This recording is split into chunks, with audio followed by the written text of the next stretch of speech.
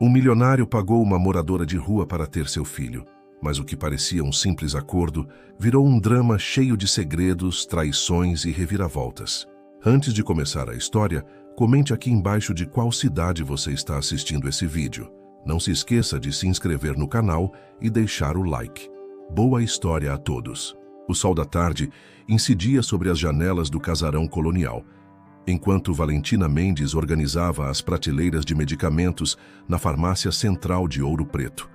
O movimento era intenso naquela sexta-feira, mas ela já estava acostumada ao ritmo acelerado depois de 5 anos como balconista.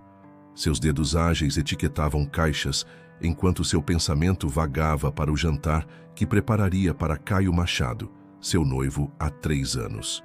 Fê Valentina, tem uma senhora precisando de orientação sobre remédios para a pressão, chamou seu Milton, o farmacêutico.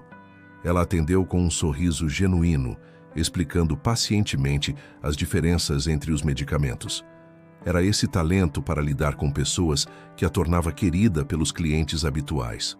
Enquanto a senhora idosa se afastava agradecida, Valentina olhou para o relógio antigo na parede.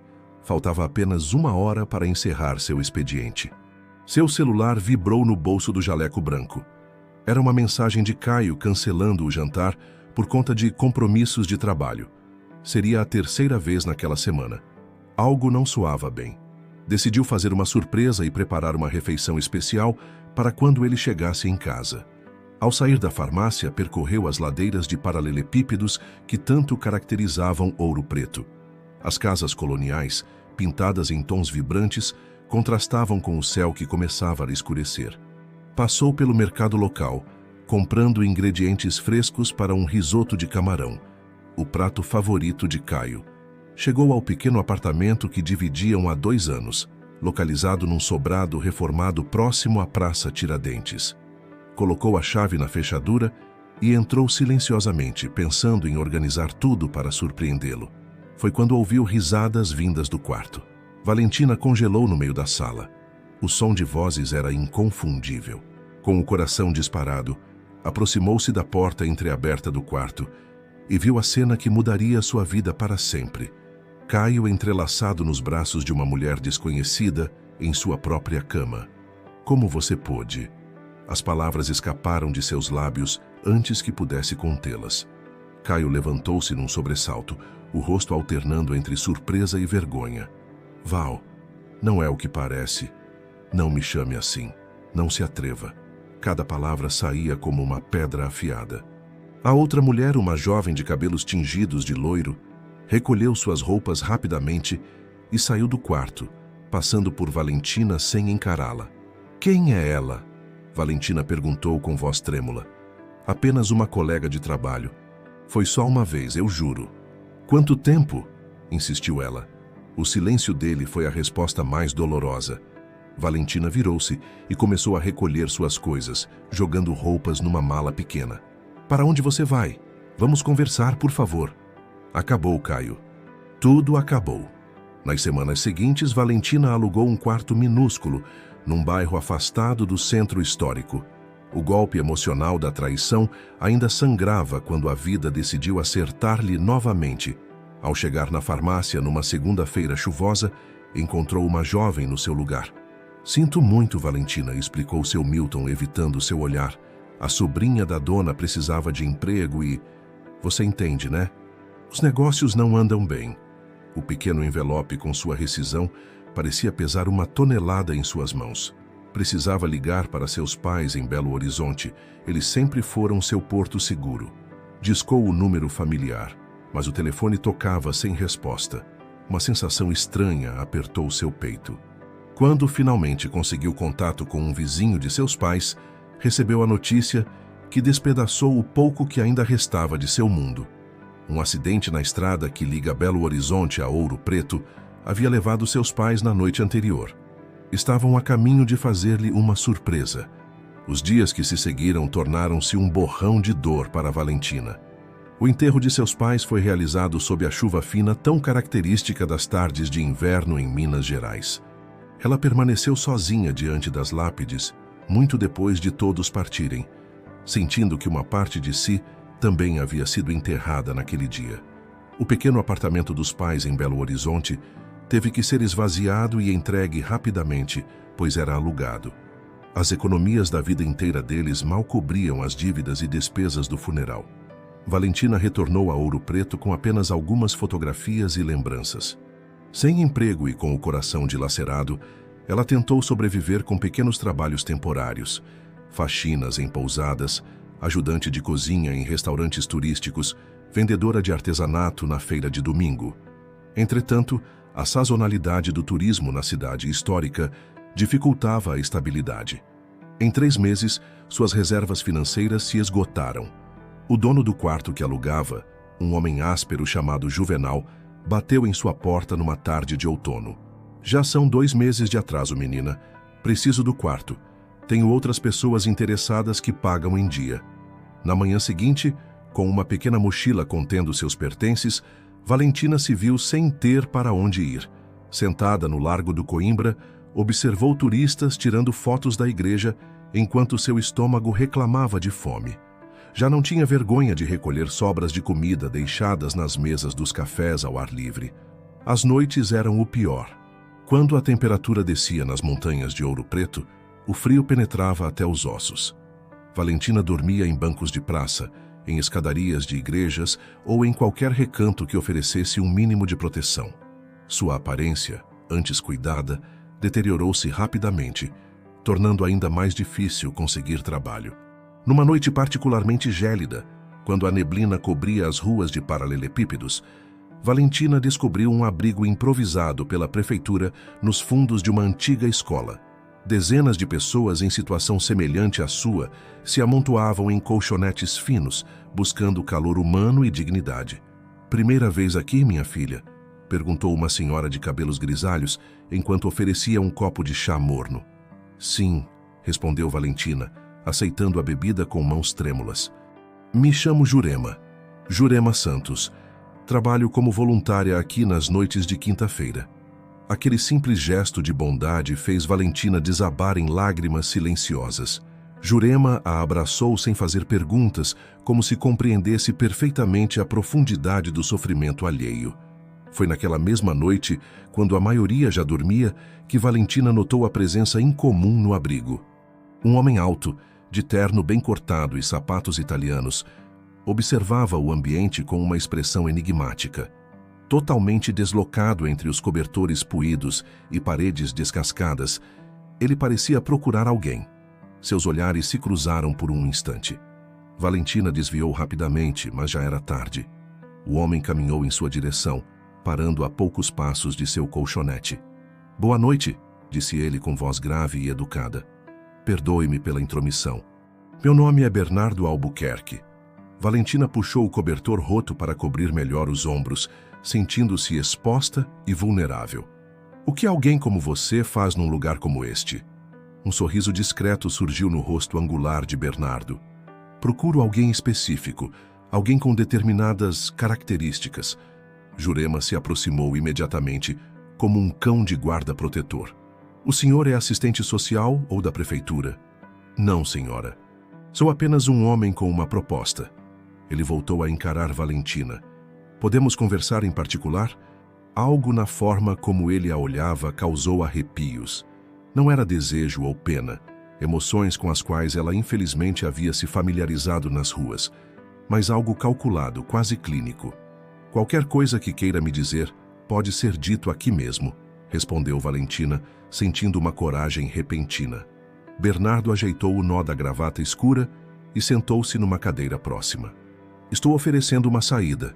Uma casa, comida, roupas limpas, uma vida digna. Em troca de..." perguntou Valentina, já esperando a pior das propostas. "Em troca de você gerar um filho para mim." A mansão dos Albuquerque era uma imponente construção no estilo neoclássico, situada na parte mais elevada de Ouro Preto, com vista privilegiada para o centro histórico. Quando Valentina cruzou aqueles portões de ferro forjado, 3 semanas após o estranho encontro no abrigo, sentia-se como se estivesse entrando em outro mundo.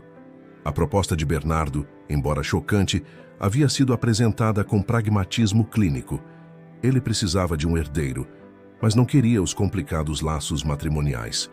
Oferecia a Valentina segurança financeira, conforto e, após o nascimento da criança, uma quantia substancial para que ela recomeçasse sua vida onde quisesse.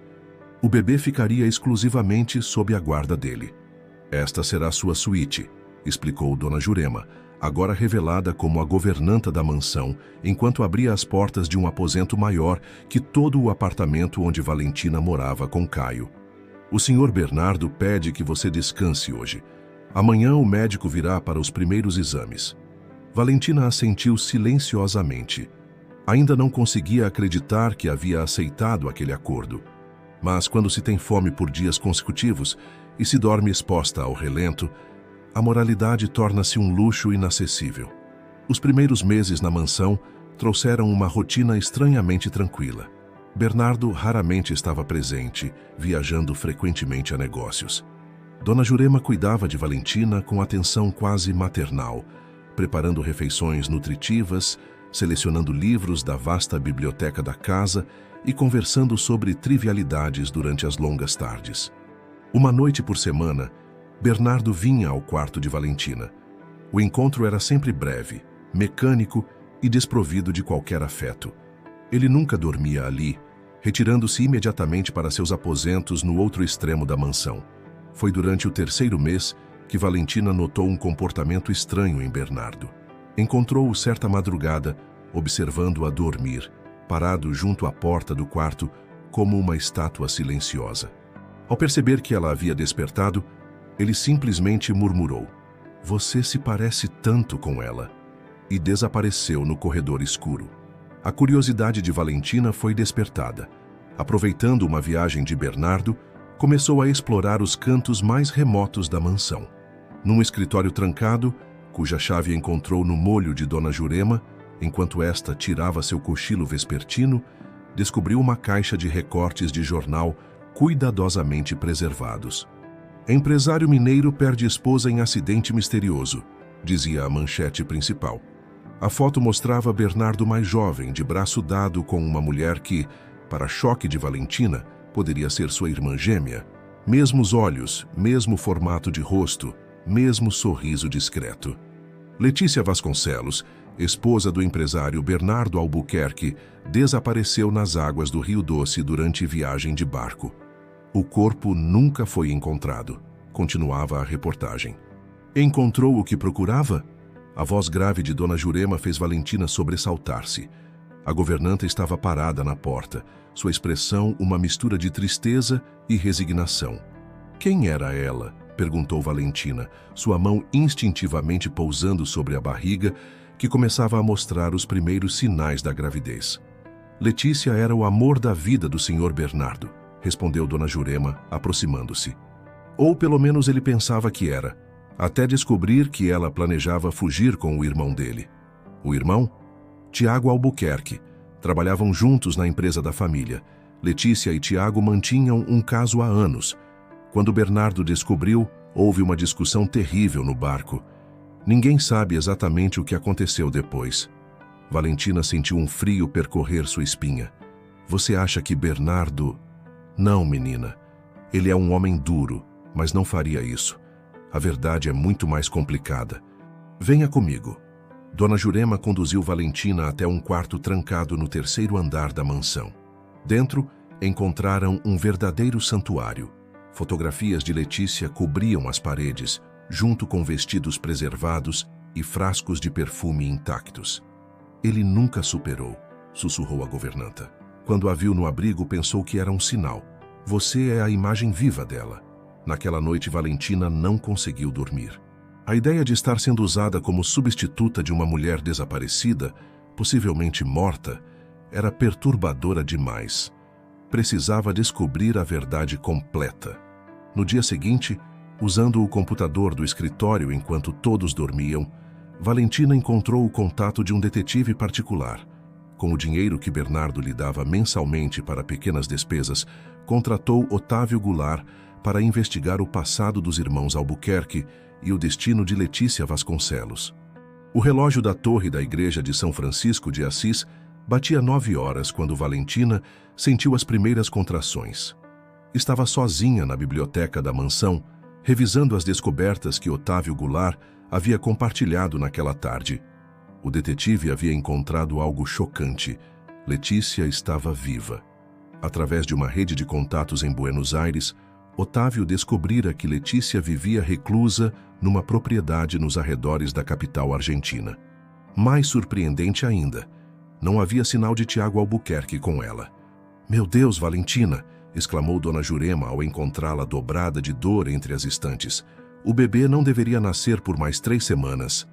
Enquanto era levada às pressas para o hospital particular de Ouro Preto, Valentina sentia que o momento da verdade havia chegado.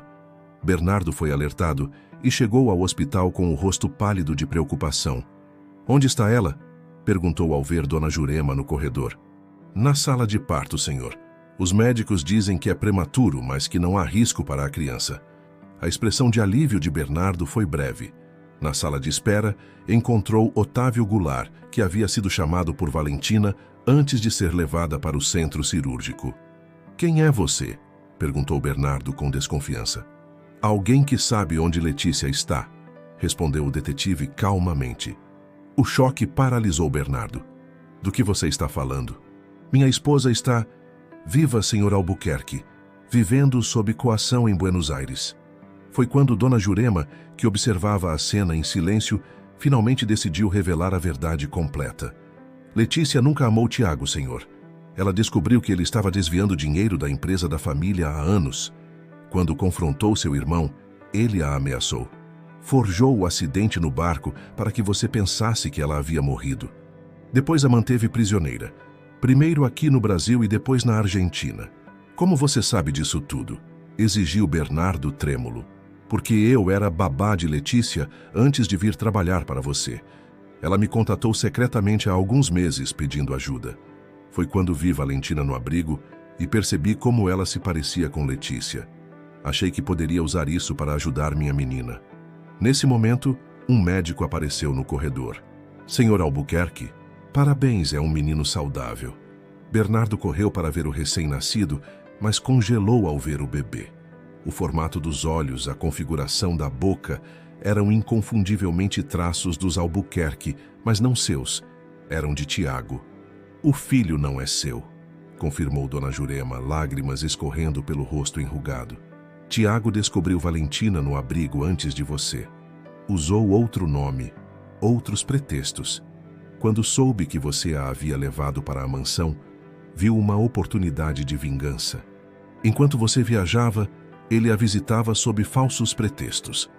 A raiva inicial de Bernardo se dissipou ao ver o pequeno ser inocente no berçário. Uma semana depois, uma operação conjunta das polícias brasileira e argentina libertou Letícia do cativeiro e prendeu Tiago por múltiplos crimes financeiros e pessoais. O reencontro de Bernardo e Letícia na mansão em Ouro Preto foi carregado de emoções contidas. Anos de separação forçada haviam criado feridas profundas, mas também uma segunda chance que ambos estavam dispostos a explorar. Valentina, recuperada do parto, observava tudo com uma mistura de alívio e incerteza sobre seu futuro. Foi Letícia quem deu o primeiro passo em sua direção. "Seu filho é lindo", disse ela, sentando-se ao lado de Valentina no jardim. "Bernardo me contou sobre o acordo que vocês tinham. Quero que saiba que não precisamos mais disso. Você é livre para seguir seu caminho com seu filho." "Não tenho para onde ir", admitiu Valentina. "E não sei se conseguiria criar um bebê sozinha." "E se não precisasse ir?", sugeriu Bernardo, aproximando-se. "Esta casa é grande demais para apenas 2 pessoas. E depois de tudo que descobri sobre meu irmão, estou reestruturando a empresa. Pretendo transformar parte dela em uma fundação para apoiar pessoas em situação vulnerável. E precisamos de alguém que entenda essa realidade para nos ajudar", completou Letícia. 3 anos depois, a antiga mansão dos Albuquerque havia sido transformada. Metade da propriedade funcionava como centro de acolhimento para mulheres em situação de rua, especialmente aquelas com crianças. Valentina dirigia o projeto com a competência de quem conhecia profundamente ambos os lados da moeda. Seu filho, agora uma criança alegre e saudável, crescia entre os filhos das mulheres acolhidas, sem distinções ou privilégios. Bernardo e Letícia que haviam reatado seu relacionamento e agora esperavam uma filha, tornaram-se padrinhos do menino. Dona Jurema, agora coordenadora das voluntárias do abrigo, sorria ao ver a transformação completa daquela casa e daquelas vidas. Seu trabalho silencioso havia tecido os fios do destino para um desfecho que ninguém poderia prever. Numa tarde ensolarada, enquanto observava seu filho correndo pelo jardim, Valentina refletiu sobre o estranho caminho que a vida escolhera para ela. Das profundezas da miséria nas ruas de Ouro Preto até aquele momento de plenitude, a jornada havia sido dolorosa, mas reveladora. Às vezes, pensou Valentina enquanto pegava o filho no colo, o verdadeiro milagre não está no destino final, mas nos pequenos gestos de bondade que encontramos pelo caminho. Muito obrigado por chegar até aqui. Esperamos que a história de Valentina Mendes tenha tocado seu coração. Se esta narrativa de superação e recomeço te emocionou, não se esqueça de se inscrever no canal e deixar um gostei no vídeo. Isso nos ajuda muito a continuar compartilhando histórias brasileiras que inspiram e emocionam. Todos os dias trazemos novos dramas e reviravoltas para você se emocionar. E queremos muito saber sua opinião. O que achou dessa transformação na vida de Valentina? Você já conhecia Ouro Preto? Conte pra gente nos comentários. Amanhã voltamos com mais uma história incrível que vai te prender do começo ao fim.